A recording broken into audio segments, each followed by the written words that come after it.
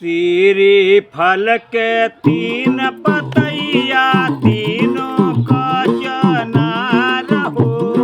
सिर फल के तीन पतैया तीनों का चनार हो।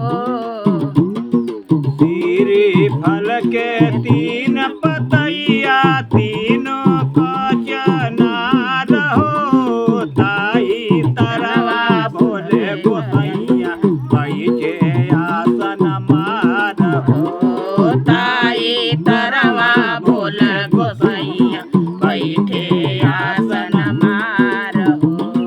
ताई तरवा भोले गोसैया बैठे आसन मार हो। जटावा से बहे उनके गंगा जी के धार हो।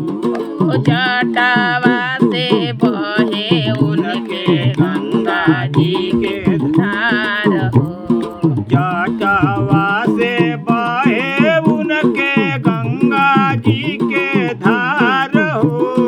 गले बीचे नागावा मारेला फुफुकार हो। गले बीचे नागवा मारेला फुफुकार हो। गले बीचे नागावा मारेला फुफुकार हो।